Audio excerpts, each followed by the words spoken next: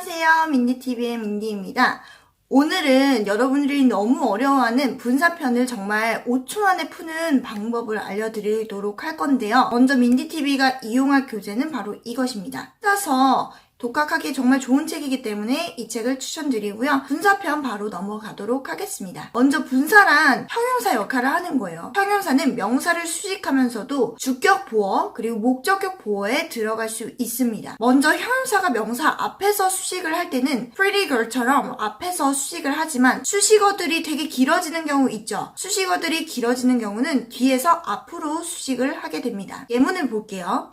여기서도 이렇게 전치사구들이 뒤에서 앞으로 명사를 수식하는 거 보이시죠?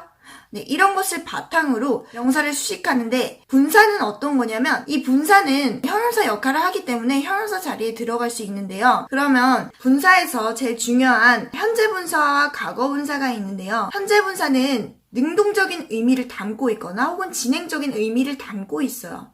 그렇기 때문에 뭐뭐 하는 이라고 해석되거나 뭐뭐 하는 중인 이렇게 두 가지로 해석이 됩니다. 그래서 이런 능동적인 의미를 담고 있기 때문에 뒤에 목적어를 데리고 오는 경우가 있습니다. 그건 타동사일 때 목적어를 데리고 오고요. 이런 자동사는 언제나 그렇듯이 ing니까 스스로 뭘 하는 이라고 해석해 주시면 돼요. 그리고 이제 타동사에 ed 붙이면은 얘는 뭐뭐 당한 된 이라고 해석해 주시면 거의 만능으로 쓸 수 있고요. 그리고 수동의 의미를 담고 있거나 혹은 완료의 의미를 담고 있기도 합니다. 보시면요. ing 쓸 거야, pp 쓸 거야 라고 했을 때 두 가지 띠가 나오거든요. 첫 번째로는 관사 혹은 명사 사이에 형용사 자리에 분사를 쓸 건데 여기서 ing 쓸 거야, pp 쓸 거야 했을 때는 명사에 일치시키면 돼요. 명사가 스스로 하면 ing고 명사가 이렇게 받거나 당하면은 pp를 써줍니다. 그럼 볼게요. 여기서 이렇게 제가 문장이 있을 때 이 수식받는 명사를 생각해보세요. 얘는 할까요? 당할까요? 될까요?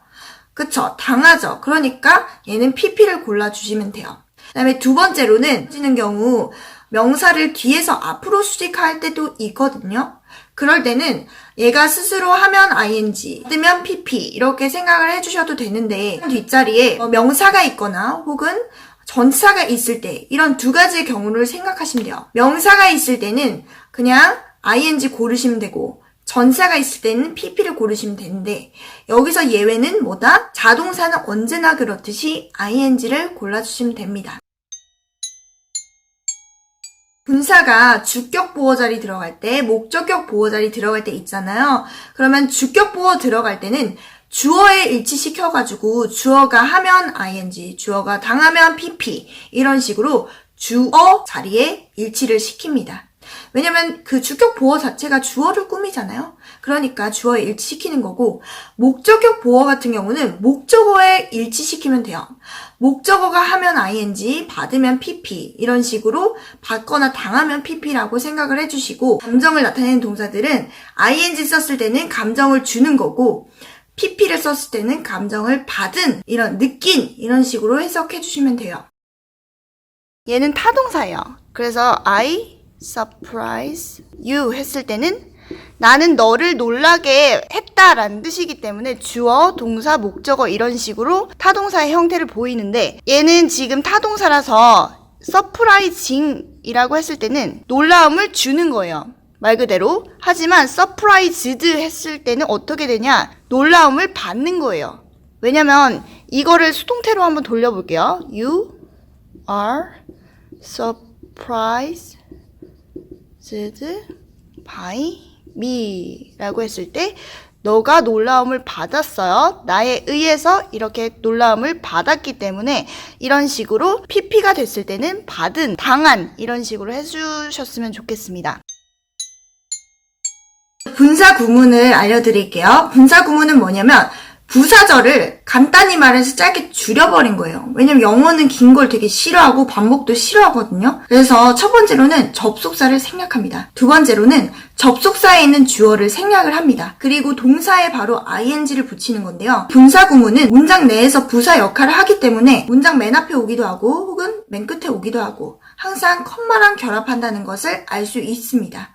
근데 이런 것을 여기에 빈칸 딱 때려놓고 ing 쓸 거야, pp 쓸 거야 했을 때는 생략된 주어가 뒤쪽에 있죠. 뒤쪽에 있는 주어를 앞으로 끌어당겨서 얘가 스스로 하면 ing, 받으면 pp 이런 식으로 생각을 해주시거나 빈칸 뒤에 전치사가 있으면 무조건 pp 그리고 뒤에 명사가 있으면 무조건 ing라고 생각해 주시는데 단 무조건이 적용이 안 될 때가 어떤 때냐면 자동사는 언제나 그렇듯이 ing만 돼요. 왜 그러냐면 자동사는 뒤에 목적어가 없죠. 그러니까 목적어가 없는 거는 수동태가 될 수 있을까요? 없을까요? 앞으로 튀어나올 수 있는 게 없기 때문에 수동태가 완전히 안 돼요. 그래서 be 플러스 pp 형태가 안 되기 때문에 얘는 pp 자체가 없습니다. 그래서 ing만 써야 되고 근데 저는 pp 봤는데 ed 붙인 거 아니에요? 라고 했을 때 그건 동사의 과거형이지 pp라고 할 수가 없어요. 아시겠죠? 그래서 전치사 있어도 자동사는 언제나 그렇듯이 ing 써야 된다는 거 기억을 해주시고요. 접속사가 생략되지 않을 때가 있거든요. 접속사의 의미를 남겨두기 위해서 생략되지 않았구나 하고 생각해 주시면 되고요.